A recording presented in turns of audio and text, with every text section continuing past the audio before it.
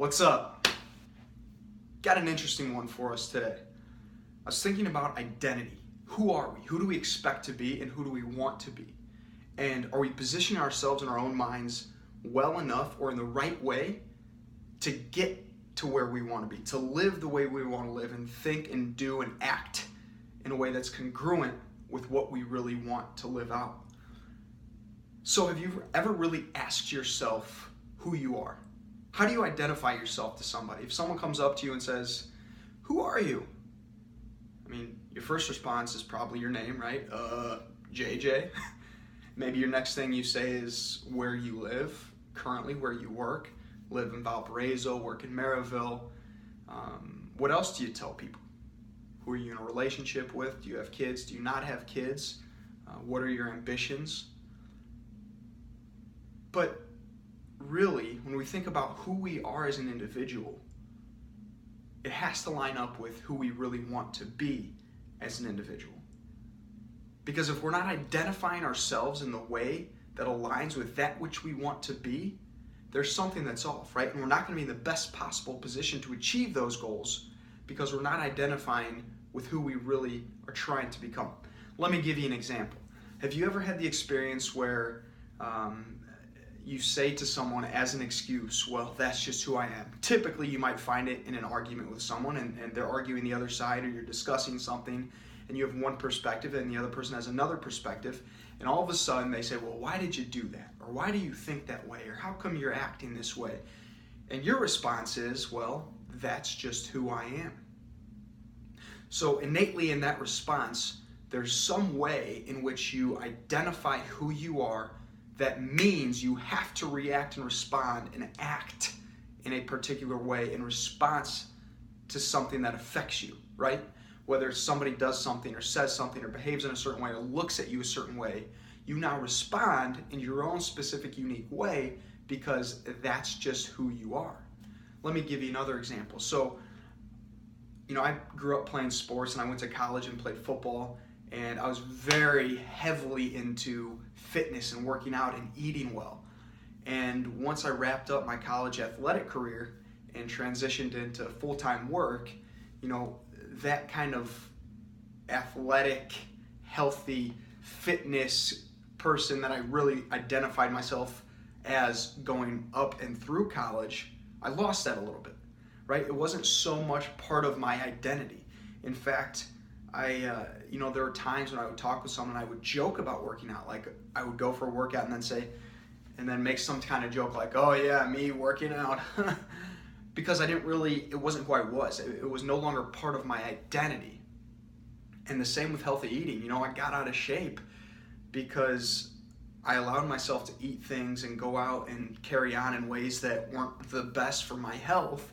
And it ended up showing physically, right? Outwardly.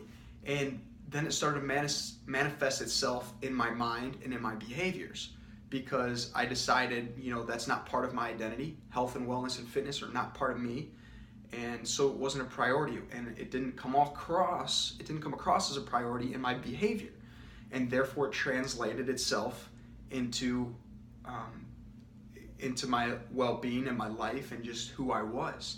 So I think it's important for us to really focus on who we want to be, right? You maybe have heard people say, "Fake it till you make it."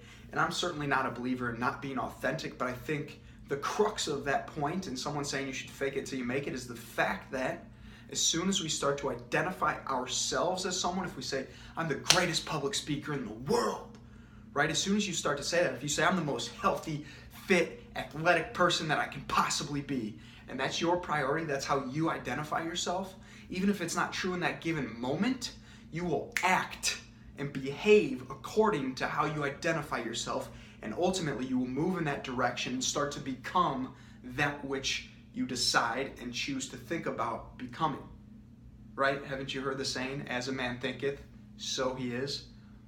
And that's really how we ultimately become what we think about, because we have to act congruently with our thoughts and with how we identify ourselves as individuals.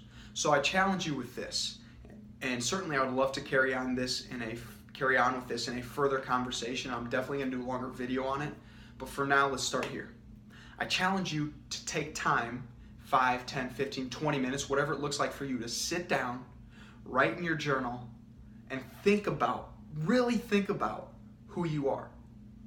How do you identify yourself in your health, in your relationships, in your job, in your career, in whatever you're trying to pursue and do in your life? How do you truly identify yourself? Are you compassionate? Are you caring? Are you focused on your health? Are you focused on your relationships? Are you focused on money? Are you focused on your finances? Do you spend a lot? Are you frugal? Who are you? And then also think about, who do you really want to be? Who are you thinking about when you think 5, 10, 15, 20 years down the road? What type of person, what kind of person, what characteristics and qualities do you have that you want to identify yourself with at some point down the road? And then find out where those gaps are and decide that you will start to identify yourself with the person that you truly want to be. Because as soon as we start to think about it, we start then to create actions and behaviors that align with the way that we think about ourselves, the way we identify with ourselves. I think it's a huge point that a lot of us overlook, and I even overlook, even though it's something I think about frequently. There are times that I don't incorporate that aspect, that identification aspect, into my thought process. And I think as soon as we start to really focus on identity and how we identify with ourselves, it becomes much easier, more effective, and productive to have the thoughts that we have that will propel us forward and towards becoming that which we want to become and that which we want to grow into, so that we can then be in a better position to best share as much value as possible with other people, solely with the way that we identify ourselves, hopefully in a positive, mutually beneficial format. In a way that you identify yourself, hopefully in a way that really shares extraordinary value with more and more people, and so that you can become the best that you really are meant to be.